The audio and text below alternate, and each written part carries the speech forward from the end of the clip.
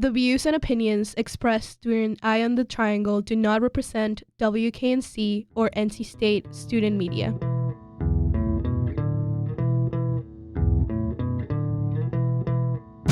Your dial is currently tuned to Eye on the Triangle on WKNC 88.1 FM HD1. Thanks for listening.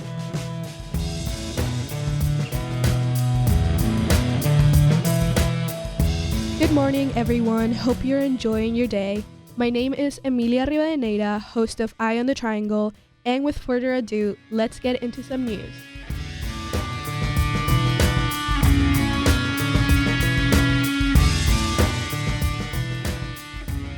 Hi, everyone. Welcome back to the Nubian Minute, your go-to podcast to break down the Black and minority student experience here at NC State and around the world. My name is Sanai Richmond. I'm the Nubian Message social media manager. I'm Jonathan Lee. I'm a writing and photography correspondent for the Nubian Message. I'm Adriana Hernandez. I'm a staff writer for the Nubian Message. And I'm Ayana Moore. I'm a writer correspondent for the Nubian Message. So first up, we have the most pressing topic. We just had the Super Bowl last week. And what are your thoughts on it, Jonathan? I know you had a lot to comment on. First off, the Chiefs got whooped. So I'm gonna say this proudly. Any Chiefs can at me, but they deserved the loss. You know, go Eagles for real. And then the other thing about it was the halftime show. I really liked the halftime show. A lot of people didn't really like it. They didn't like the energy of it, but I liked the symbols that were used in it, so it was cool to me. What symbolism really stood out to you the most? I like the Uncle Sam symbolism. I think using Samuel L. Jackson, I remember him for his role in Django, so him coming back as Uncle Sam was kind of like a full circle type thing, and I like that. Did you think that it left the mark that Kendrick wanted on people? I don't know. One reason I always appreciated Kendrick was because most of his songs are towards his audience. He hasn't really worried about mainstream a lot. So I think the same thing kind of happened with the halftime show. It's dedicated to a specific audience, not necessarily the masses. And what about the underlying message? I don't really know. I mean, I think the Uncle Sam reference is kind of doubled with its impact because of the president. And I saw somewhere Donald Trump wanted to be the first president to go to the Super Bowl. And I think for the time that we're in, the message is really powerful. What do you guys think about it? I thought it was cool. I had to watch it a couple times actually to pick up what Uncle Sam was saying, and I noticed that the songs aligned with what he was saying. So in the beginning, it was hype, and Uncle Sam was saying, "No, that's too loud. That's too ghetto." And then when he sang, I think it was Luther, I believe. And then Uncle Sam was like, "Yeah, that's what America loves. It's cooler, it's calmer."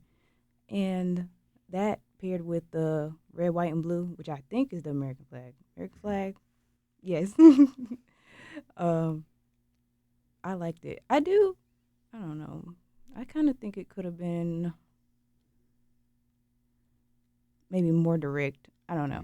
Because I still kind of get lost in what the overlying message is, or no, maybe more so how impactful it could have been. I think it could have been more powerful, in my opinion. But I really did like it.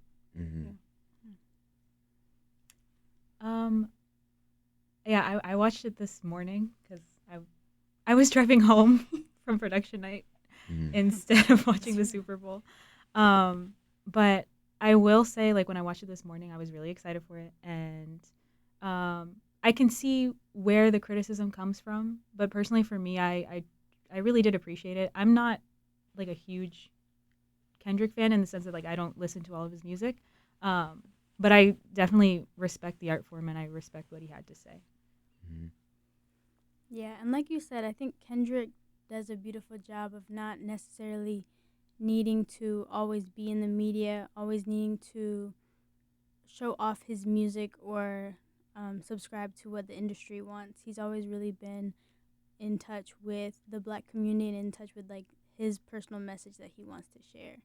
And I think that really ties to your article that you wrote about Southern hip hop and just like the evolution of it and seeing how it's changed in ways that I think Kendrick has stayed authentic to even old school hip hop and not needing to conform, because I think a lot of artists, like once they hit a certain point in their career, you see how much the industry has impacted their music, and they're just not they're making hits, they're not making really intentional music that has a deeper message. Mm-hmm. I low-key feel like maybe TikTok kind of has something to do with it. And like the dance challenges and how people want their songs to be such a hit versus actually being authentic to what specifically hip hop and rap is. And, you know, it was officially made as a form of protest to speak out. Mm-hmm. And I feel like that meaning kind of just got lost with time. Yeah. But I like how Kendrick and other rappers as well, but especially Kendrick kind of does stay true to that, like you said, yeah. I agree. I think now music is like kind of what we call short form content. Like with TikTok, usually there's a snippet that goes viral, and a lot of people know 15 seconds of the song but know the rest. So with somebody like Kendrick, it's kind of a little bit of authenticity in an industry that's kind of full of just snippets, you know. Yeah. What do you think? I think I I'm of the opinion that I think there is a place for both like storytelling and just like fun like club music, bouncing music. And I do agree with you that like Kendrick really does stay true to like telling a story and keeping like the depth of his lyrics, and that is something that is missing. But I feel like there's like a resurgence like for me with Doechii, especially.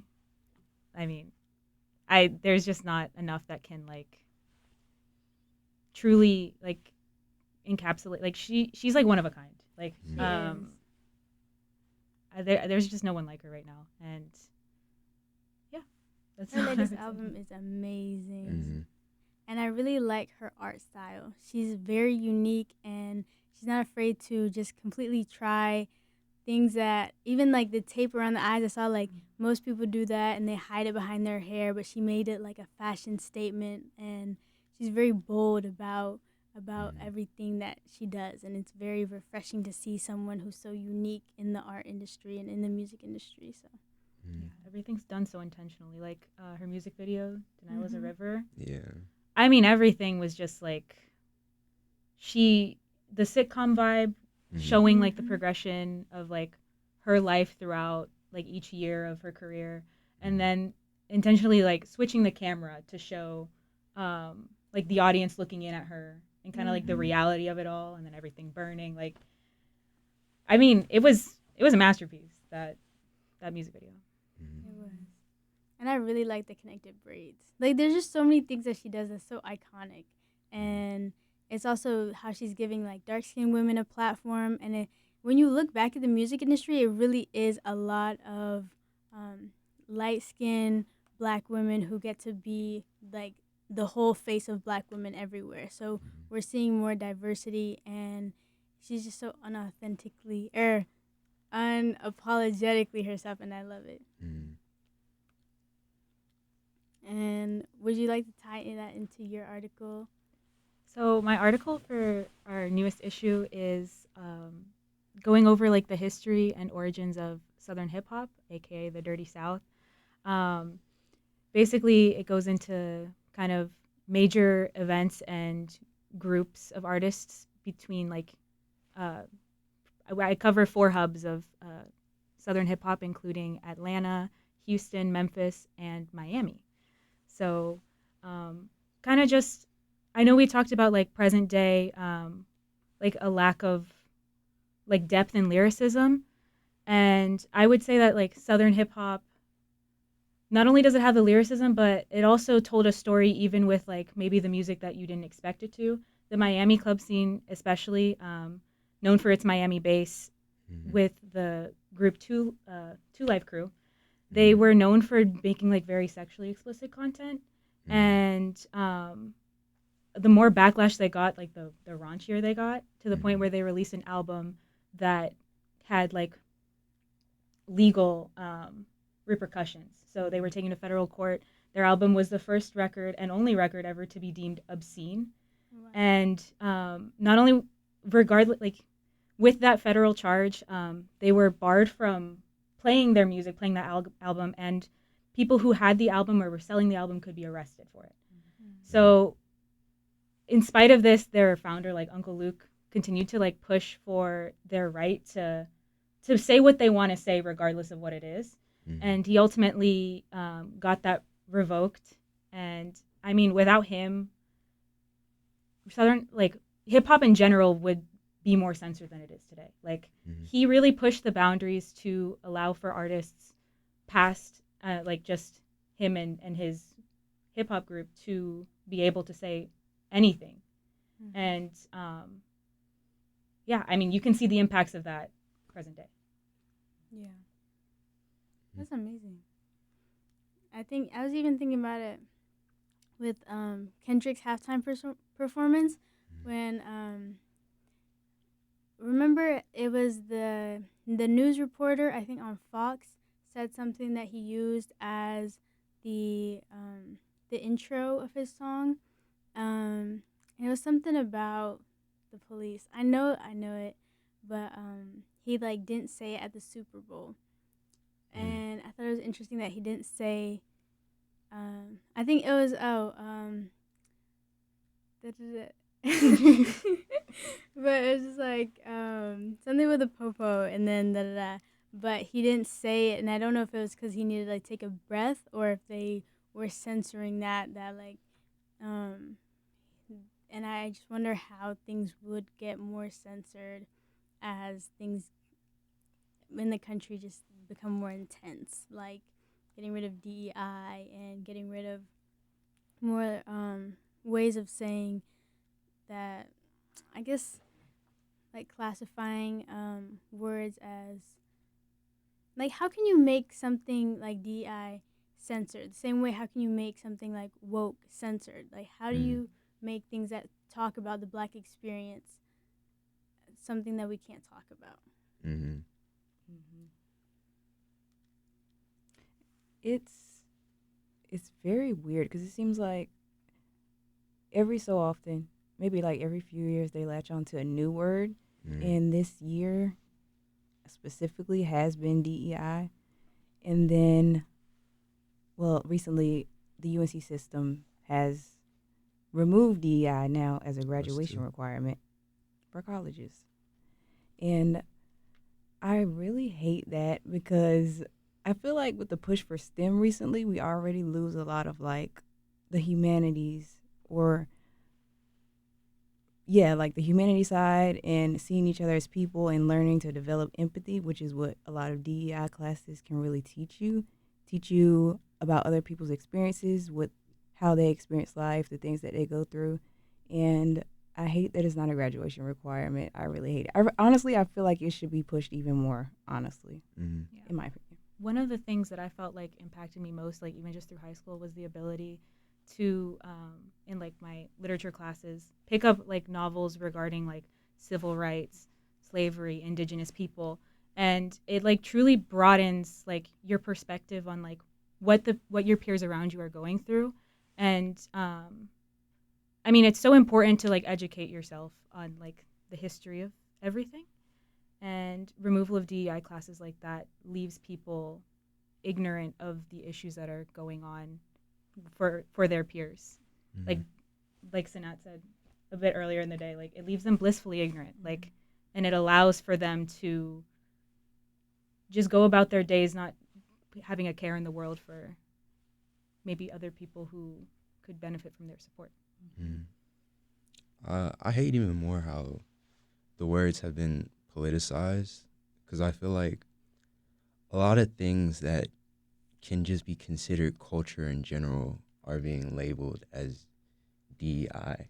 Like going back to the Southern hip hop is a form of expression. And in the South, we have a very deep history, very complicated history. So that's why the expression in a lot of Southern hip hop is kind of abrasive to some people's ears, is different. So how can you remove culture? How can you take away expression, you know?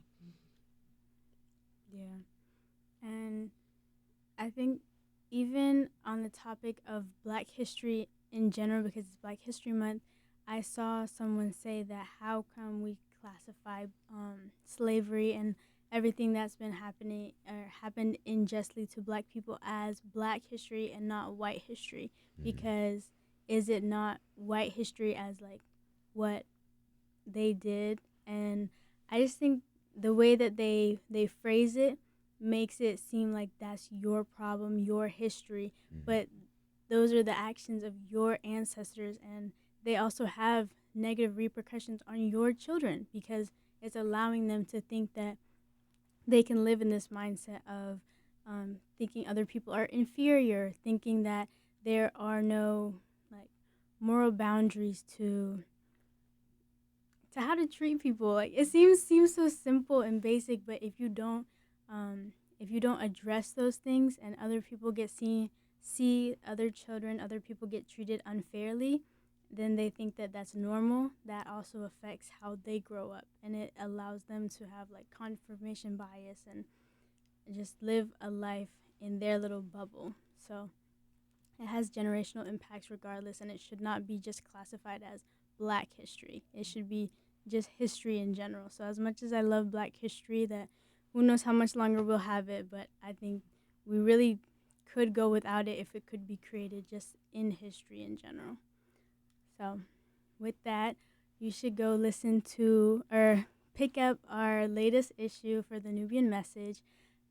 It's our Black History issue. We have a really dope photo shoot in there in the gallery. And thank you for listening. Bye.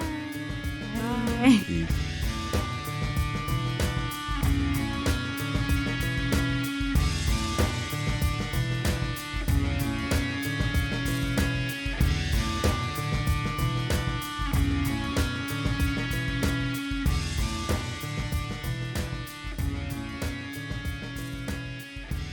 This has been your host, Emilia Rivadeneira. Thanks for listening to Eye on the Triangle.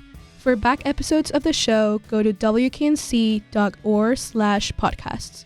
Music in today's episode is Krakatoa by Noah Stark, licensed under Creative Commons.